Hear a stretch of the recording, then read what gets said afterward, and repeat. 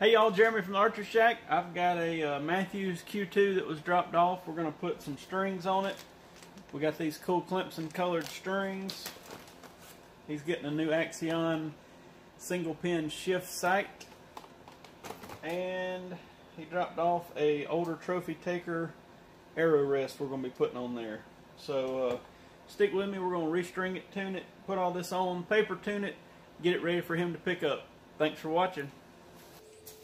Okie doke, we've made it over here to the press, so I'm going to change out the strings for the new ones. We made him a custom set of Clemson colored purple and orange strings here. We'll get them out of the package. Go ahead and take off the old string. This is a Mathews Q2. I owned one of these. Actually, I shot my buffalo with one of these bows. If you've ever been in the shop, you've seen it on the wall in there. I'm going to pop this Saunders slide loose. Okay.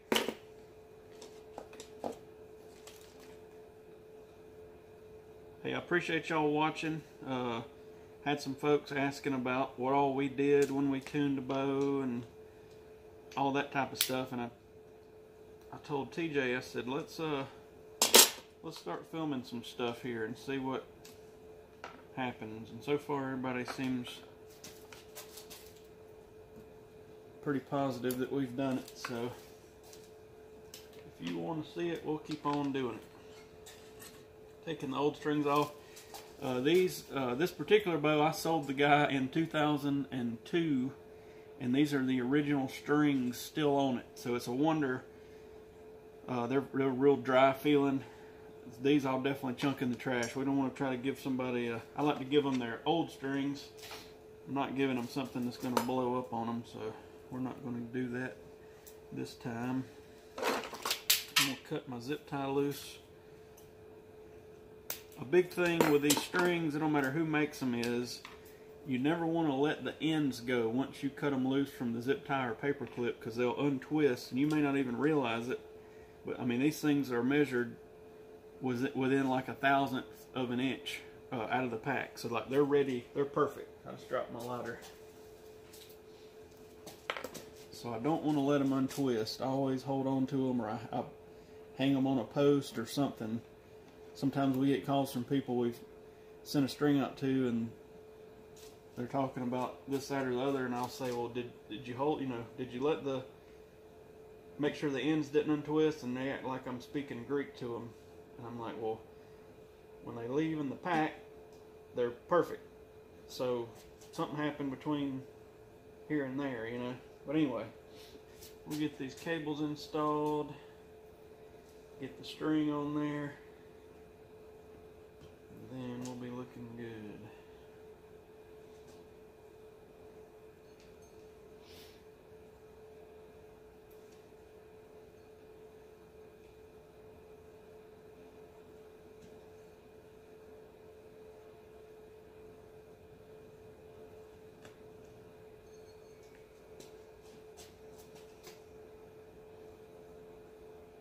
So I get my cable on first, and then on the single cam, I just feed the string through the top, wrap it around and hook it on the bottom.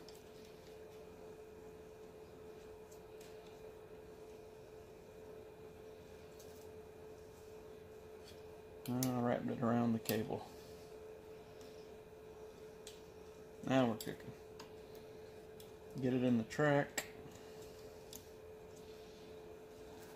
Wrap it around the idler. You always want to make sure that your bus cable is on the outside of the string or control cable, because the bus cable at full draw loads up with a ton of tension. Somewhere around 200, 250 pounds as it pulls the limbs together. If you ever pull your bow back, have somebody else pull it back, or when somebody pulls theirs back, just reach over and feel it. be safe about it, but feel the string. The string has almost zero tension on it. I mean, like just a couple pounds of tension. You can move it all over, but if you touch that bus cable, it is loaded super tight, and it's what it's what's doing the work. It's pulling the limbs together and doing all the heavy lifting. I'm not going to take the time to measure his old string, but I had to crank the press. I'm going to take this is an old Sims cable rod dampener, but it's cracked and dry rotted, and it looks like I don't know what, so I'm going to take it off. It was actually melted to this cable rod. I'm going to get this residue off before I even reinstall this slide. People just let stuff sit, and that's fine. That's what I'm here for, to make sure it stays in good order. But it literally was melted on here. I don't know if the age got it or if it got hot or what. I'm going to take a little bit of acetone and clean this cable rod because it's got so much sticky crap on it from that thing that was on there. So now we got that clean. I'm going to find all the pieces that I think I am to my cable slide. Here we go. I found all my pieces here. The Saunders slide, I don't know why he upgraded, but it is a good slide. It has a little wheel in there, so it gives you less friction than a traditional slide that just kind of slithers along there. I'm going to click this back together. These are like 15 bucks. We keep them in stock. Some folks like to switch over. Most folks don't really care, but gotta make sure we're on our track. We actually had that popped off when I checked it. We'll go ahead and put in a peep sight. He mentioned that his peep that he had is too small, so I'm gonna put in a 3/16 peep. This is actually a Pine Ridge Z28 3/16 peep.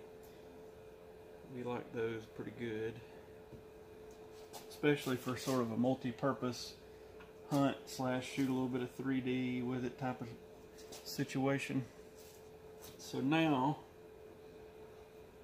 I've got all my strings on.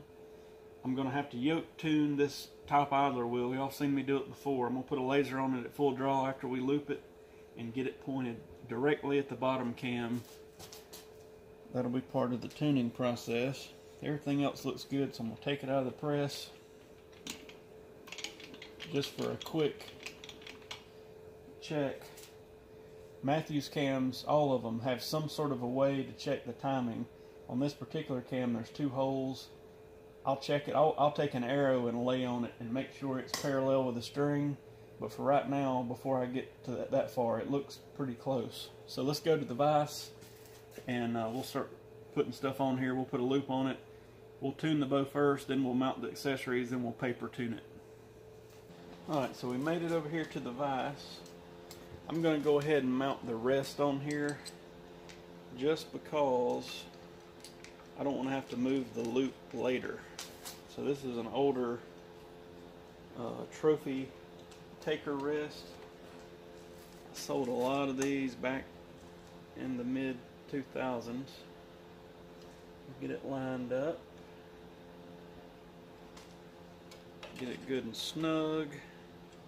Gotta find the right size wrench to do that. There we go.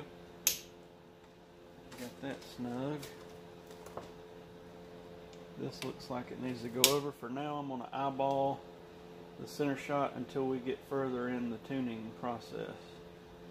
All I'm doing is lining the string up dead center of the riser, putting the launcher dead center of the string. Perfect. Now, we'll take his arrow,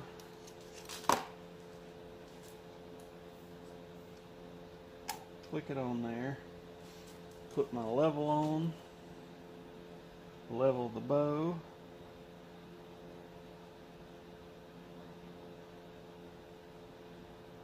I've had a few comments saying why don't I use a string level, and sometimes I do. You could, either way is fine, but do be careful. Some of the older solo cam bows don't have a matching idler with the size of the cam, so it's actually, the string is not level with the shelf. Be careful with that. The bow's level. Now I'm going to clip my arrow level on. I'm going to get it level. Bingo. I'm going to take my piece of loop. I'm going to find a lighter.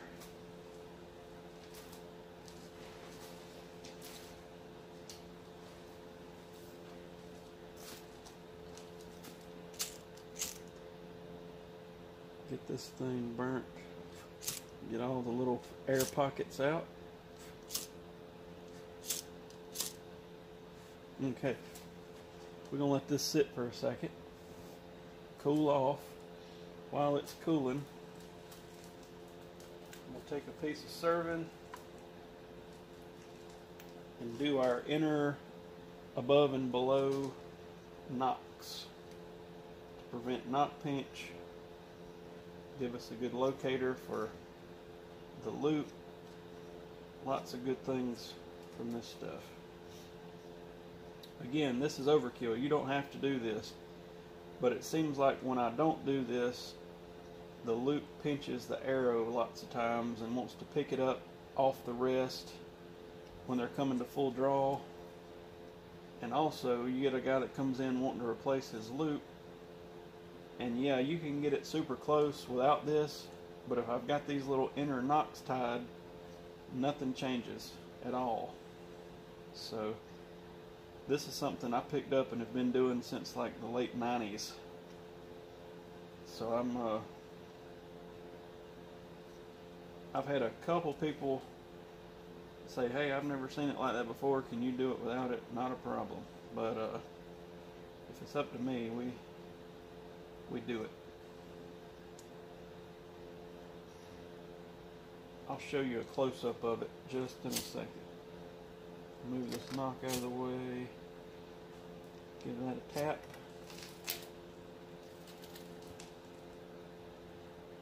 Now we're going to tie our bottom one. Now if you do this at home,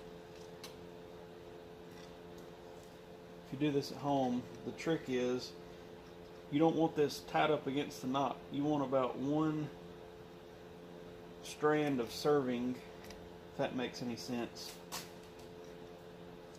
clearance between this and the bottom of the knot, because when you come to full draw, all this stuff, I have to do a video on it, sort of bunches up. And if you put it right up against the knot real tight, you'll still have that arrow lift off at full draw. You don't want that. I'm just tying it back and forth, and then once I get it tied, you've seen my other videos, I'm sure. If not, check them out.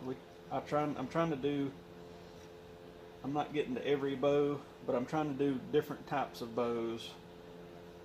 Binary cams, hybrid cams, anything. We'll take this arrow off for a second, just so you can see the process. And you know, roughly this video will get edited, and an average restring, give that a tap. In an average restring, we probably have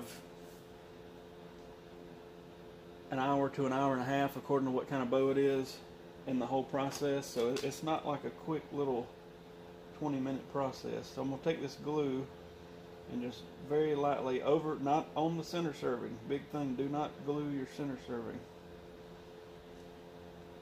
Put that over the knot I just tied. I'm going to spray it with some accelerator just to make it dry quick. And then after that dries, we'll tie our loop on. The only reason I used to not put the glue, and you really don't have to, but occasionally I'd have an arrow knot kind of grabbing at the last knot I tied, and it would want to untie maybe 1 out of 20 bows. So I was like, I'll tell you what, I'll just start putting a little dot of glue. I know a few other folks do that, so I was like, I'll just put a dot of glue. So I'm going to put this arrow, I'm going to take my level off. Like I was saying, average restring's probably an hour to an hour and a half. A single cam is the easiest because you're not worrying about having both cams yoke tuned. For the most part, a single cam, you check the cam timing and it's super quick. You yoke tune that idler, put everything level, and 90% of the time it'll bullet hole. You wait till the customer shows up. But then, like, let's say a Bowtech where you got to yoke tune the top and bottom cam, then time them, everything. It's just a couple extra steps you got to do, and it takes a little bit longer. It takes an hour and a half, maybe 2 hours by the time. I mean, I'm trying to pay attention pretty good to what's going on here. I don't want to just sling it together and send it out the door. We have plenty of those that come in almost on a weekly basis from other places, box stores and stuff. I mean, you wouldn't believe that the cams are a ½ inch at a time. This is crazy what some people let go out the door. And I know the box store people don't know any better. I just wish the customer knew better.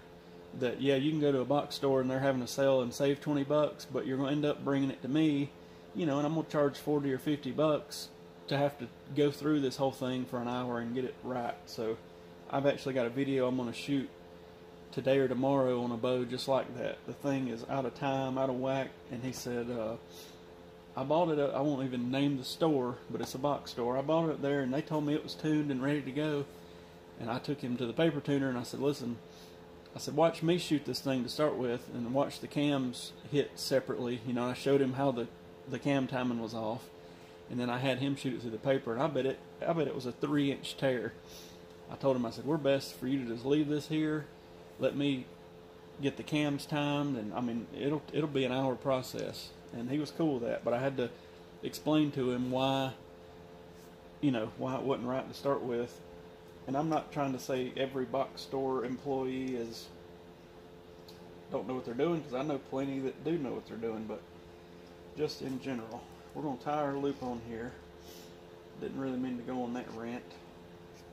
It just seems like lately, the more that pop up, stores like that, the more fixing we have to do, and then lots of people get angry that we say, hey, we're going to charge you 40 or 50 bucks according to what we're doing to fix this, and you know, pretty much the only option is we fix it and it's going to take us an hour and a half or so, or you take it back to the box store and let those rocket scientists fix it, you know. But that's just my 2 cents. I've been around the game for a little over 20 years now, so it's nothing new. Another thing that I've done is tried to make friends with some of the box store people. I really don't mind if they tell the customer, hey, this is over my head, you need to go see Jeremy. I don't mind if they buy it at the box store. Just know ahead of time that we're going to have to charge for our time, you know. But anyway, I'll get off of that, talking about that, just putting it out there.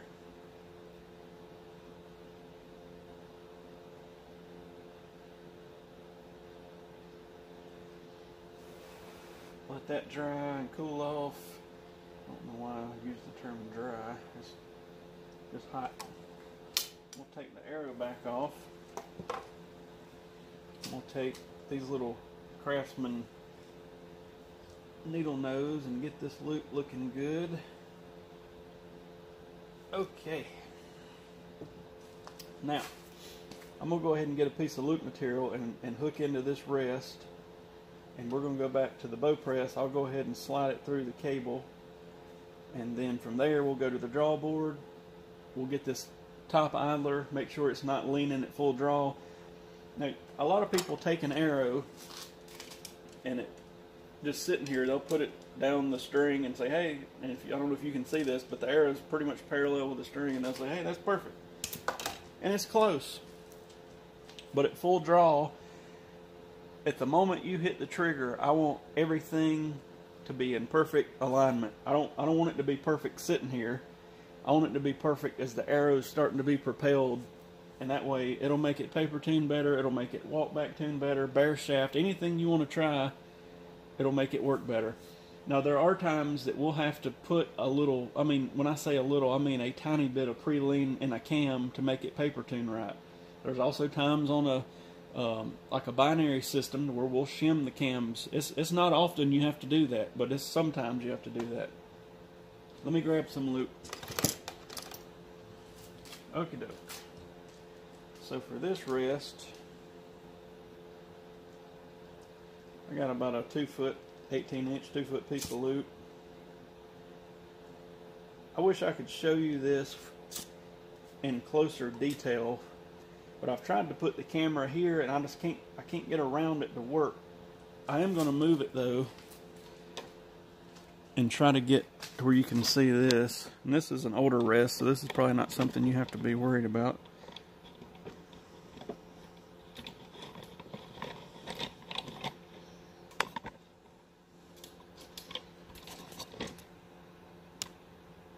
Okay, this is an older trophy taker rest. I'm going to try my best to get closer. What I'm going to do is I'm going to tie a knot into the end of this loop. And I'm going to push it real hard because I don't want this to ever move. There's our knot. Okay, I'm going to feed it through this rest. I'm trying to reach around this camera and do it, so promise I'm not retarded, at least not documented. Now I've got it to the rest. Now what'll happen when we used to sell a lot of these when they were popular, this cord will want to feed back and forth through here, so I'm gonna put a little bit of serving right there.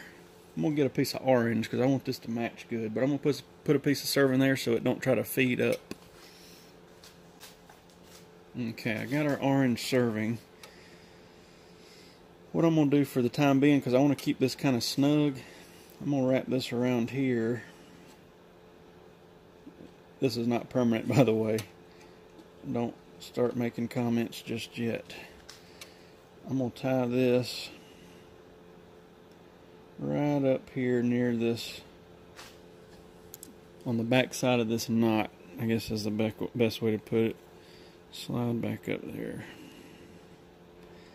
I just don't want it feeding back through and giving him any trouble.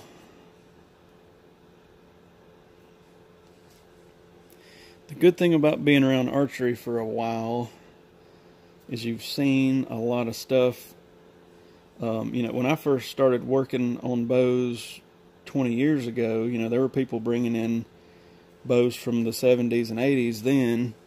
I rarely see them now, but I always get a kick out of people that bring in one and they're like, I bet you've never worked on one of these before. And I'm like, nah, you bet wrong.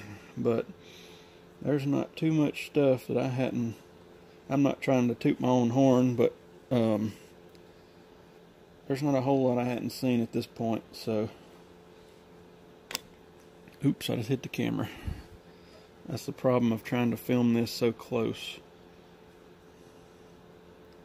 I've tied some knots. I'm going to go back over the top.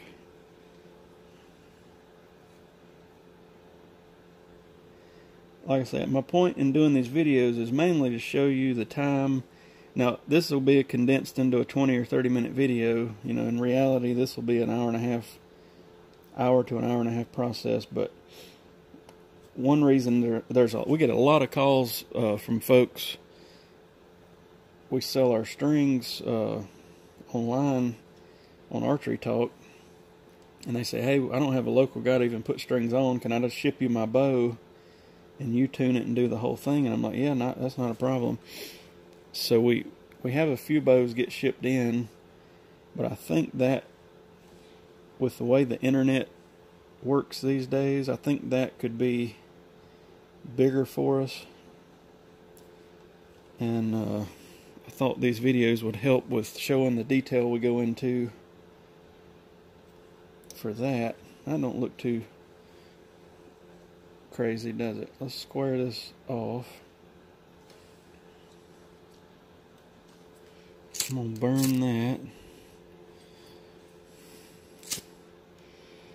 I can't hardly get my hand in there to burn it. There we go. Now, You can see what I've done there. Now that can't go anywhere. What I've seen happen just every now and then was this would end up moving up, and sometimes that cord would grab before it got to full draw. We don't want any crazy stuff like that to happen. So now we're going to go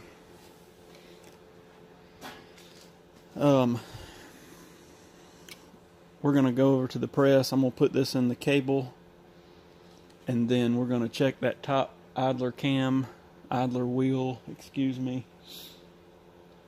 And then we'll go from there. We'll get it paper tuned and get done with this thing. And then this particular guy is getting back into shooting after a while, so he'll come out here and I'll spend some time with him getting the sight set and all that type of thing. That's a good thing about having an outdoor range. If you've been to the shop, we're a little bit off the beaten path by about 10 minutes, but we have a range out to 100 yards. So I can take folks out there and, you know, get their sight set, or if they got a single pin, we can shoot 20 and 40 and 50 yards and just make sure everything's doing good. And we got broadhead targets, so you pretty much can't leave here with something wrong. You know, we don't hand you your bow and say have a good day, unless you just want us to and you work on your stuff at home or something. We take you out there and do all that stuff. Alright, let's go to the bow press. Okay, we're back at the press. I'm going to get this cable inserted, or the string inserted into this cable. But like I was saying over there, we try to not speed through anything, and the thing that kills us is people wait until mid to late August, and then, you know, I mean, it's like this at every shop I've ever worked at or been a part of and seen and all that. It just, people wait a week before the season starts for hunting season, and then they show up and they want it done now, you know what I mean? And we work a lot of extra hours during that time, you know, for about a month leading up to hunting season, and even in a couple weeks into hunting season, but you can only accommodate so much stuff, you know. But we try our best. I try to post usually in July and be like, hey, you know, hunting season's coming up. You might want to, if you got major stuff that needs to be done, bring it on in. I've even considered offering some sort of a small discount and saying, hey, if you'll get this done, here's our prices before the busy season, and then here's our prices once August hits. But I had never done that, but I've looked at it. So I'm going to get his old string and line up this peep. I'm going to go ahead and tie it in while we're in the press, and it'll be easy to do it here.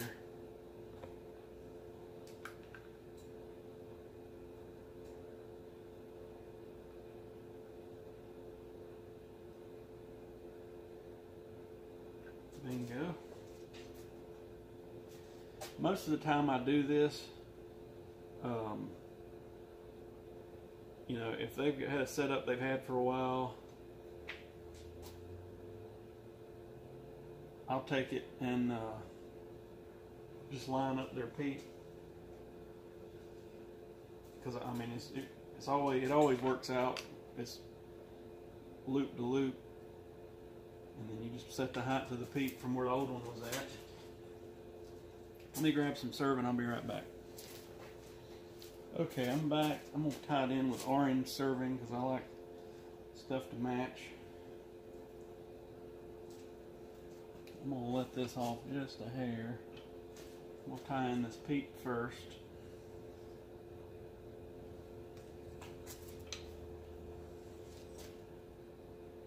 There's a ton of ways to tie in a peep.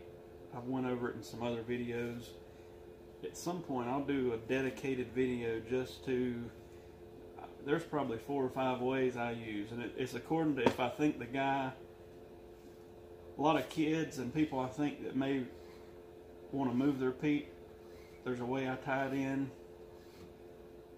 And even that way, it's not an easy thing to move the peep, but you can. And then the way I'm going to tie this peep in is sort of the way I do it for the people that I know will never move their peep, the tournament shooters that'll never want their peep to move, that type of thing. And this one continuous strand of serving just wrapped the bottom, wrapped up one leg of the peep string, and then to the other side.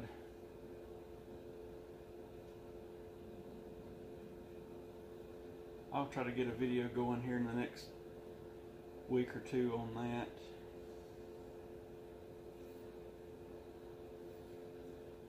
I like to always wrap the string. Some people don't tie around the peep, but I've had some, there's so many companies making peeps now. I won't mention a name, but we had a guy come in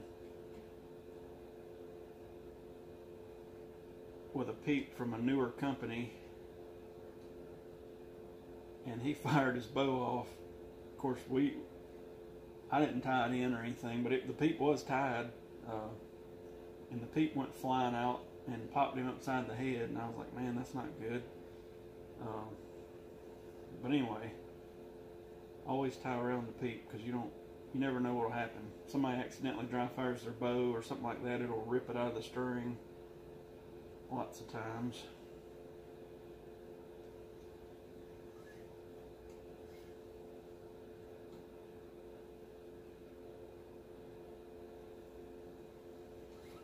Finish off tying this in. Then we'll tie in our rest cord.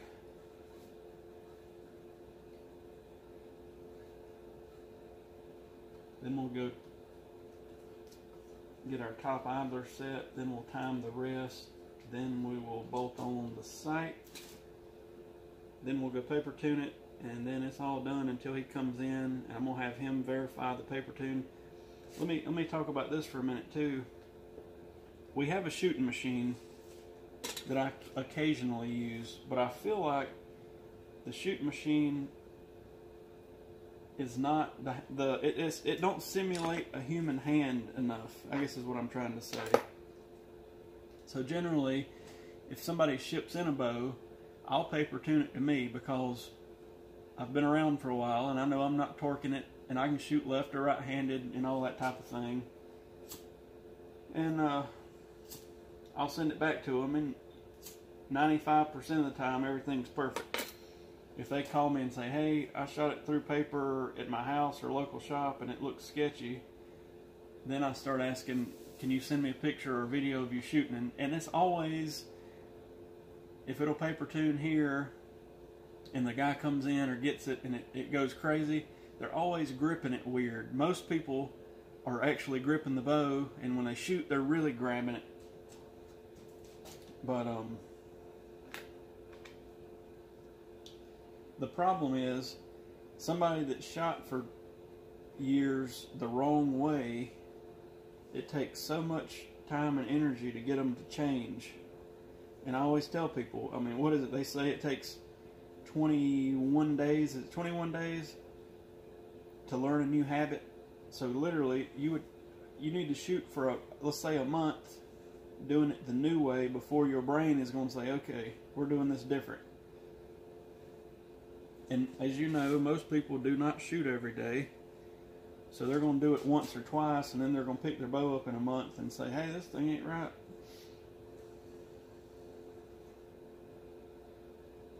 But that's okay.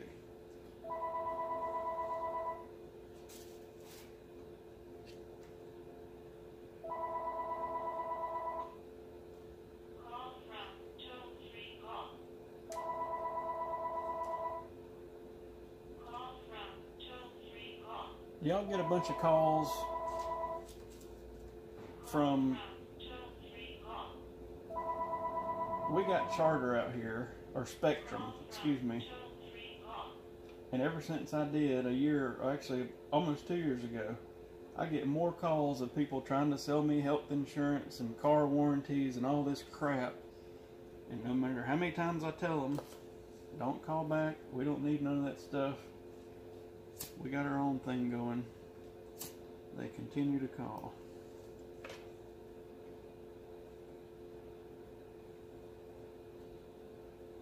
Okay, I'm going to bring the camera over and show you what I've done so far.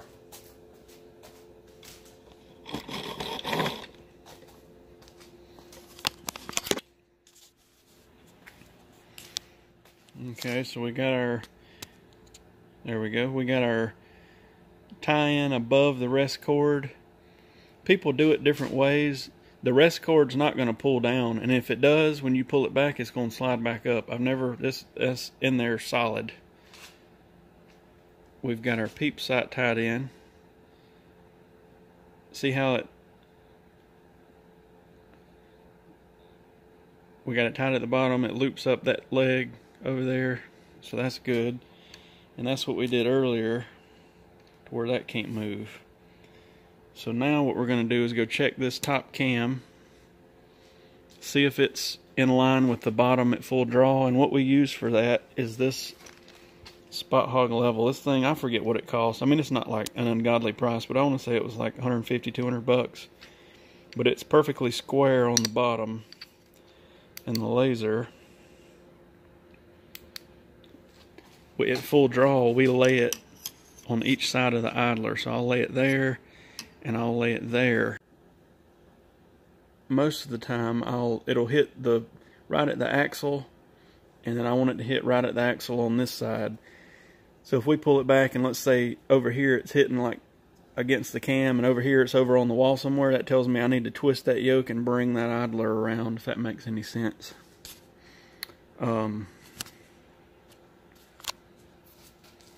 So let me walk over to the drawboard over here. What it is a block and tackle with a scale on it, and then the grip hooks into a big bolt in the wall. It's the quickest drawboard. We've had them at other shops we've worked at. It's quick, and then we've also got an Apple drawboard. This one takes a little more time, and you have to squat down to draw it and all that. So I use it occasionally, but not that much.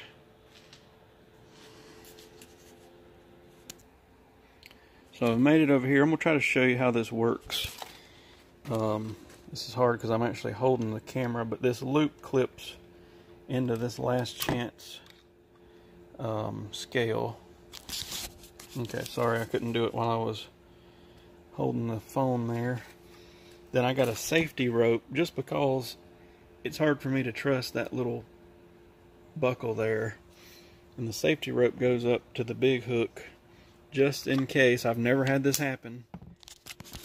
If that little buckle were to break, this rope's going to catch the string, and it's probably not going to, it's probably still going to scare the crap out of me, but it's not going to blow the bow up.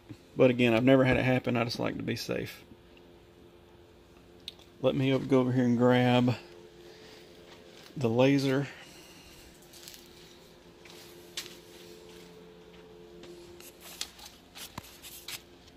So I'm going to pick the bow up, turn on the scale so there's no weight on it. It'll calibrate at 0. I'm going to put the grip down there. Okay, so here we go. So with this hooked up to the block and tackle, it's super easy to pull back. I'm trying to do it while holding the phone. He wanted it on 55 or right at 55. Okay, now we're at full draw. We're hitting the back wall of the cam. I'm not got a lot of pressure on it. He's holding 14, 15 pounds. Well, when I was at it back. Focus camera. We're going to take our laser. The laser's hitting right at the edge of the limb on this side. We're going to put it on this side. And we're actually hitting the cable rod. So I'm going to check it over here. We're a little bit off the limb, so that tells me I need to put a little twist in that orange side of the yoke. We're going to come back to full draw. We put some twist in that orange side of the yoke. We'll check it right here. It's just off the side of the limb. I may have put too much twist. I did. I want it right there, and it's actually right there on the axle. So I'm going to take one full twist back out of the orange side. I knew we wasn't working. Okie doke. Coming to full draw. Bunk. We're at full draw. That's where we want to be. We're on that axle on the outside. We're on that axle on the outside. That tells me I'll laser it, and then just for good luck, I'll take my eye and line it up in the center of the idler wheel, and then switch back, look down the string, and it's dead in line with the cam. So now we gotta time this rest. So I'm gonna let it back down a little bit. I'm gonna pull this cord through, and then I want this rest to come up. That's about an inch to an inch and a half before we get to the back wall. That's exactly where I want it. So now I just got to cut and burn this cord and then shoot it through paper.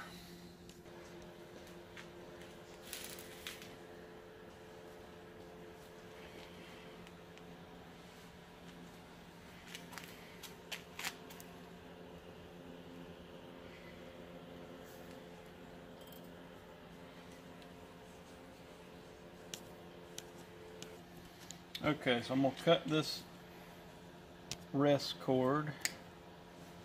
Then I'm going to take my handy little needle nose. I'm going to pull that cord out and away from the string, because the last thing we want to do at this point is set fire to the string. Thank God my right hand man TJ's here to hold the camera. I don't have to cuss anymore. Let that cool off. The way we sit our peep is straight, so that's good. We'll shoot it a few times, but it should stay straight. Sometimes when you tie in the peep, it'll cock it one way or another. Okay, we're going to pull that snug. Now let's go see if it'll paper tune, and then we'll come back and bolt the sight on. I think he's got a stabilizer, and we'll be ready for him. So we got this bow on 55 pounds and 28-inch draw. We're going to shoot this outlaw through the paper and see what happens.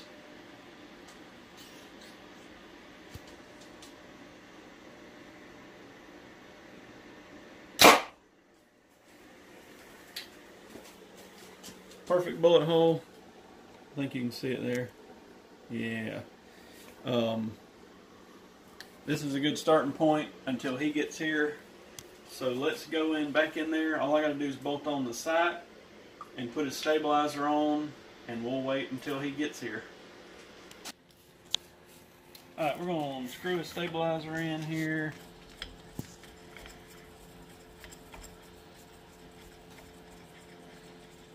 We got an Axion shift sight. Really like these sights. We have them in stock. Good single pin. Here, let me take it out so you can see it. It comes with sight tapes. Good single pin. You can actually rotate this. We have them in green and red. You can rotate this to come from the side or the top. Has a level. No tool adjust. Your left and right is here, and it slides in and out. Comes with a sight light attached, installed, everything. Then it has a scale. That's where you put the sight tape, and we'll do that later when he comes to pick the bow up. It's got a little wheel. Hard to beat this for the money. If you need one, give us a call. We can ship it or install it here. So let's bolt this thing on.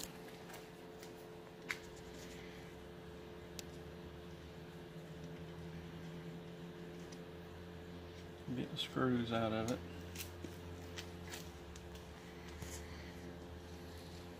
Okay.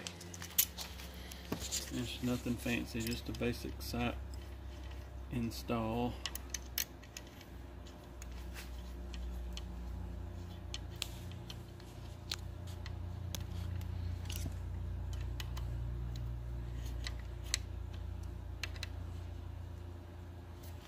And then we'll get it good and snugged up. Get that Allen wrench in there. There we go.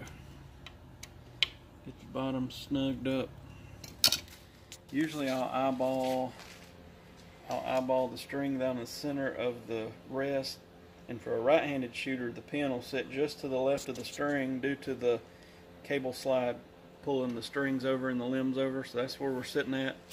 So there's not much else we can do at this point. The paper tune, we got it restrung, new threads going here, so this particular customer will come in, we'll have him shoot it through paper, we'll take him outside, we'll get this sight set, get him a tape on there, and he'll be ready to go. So if you got anything you need us to do, give us a call, 864-735-8484.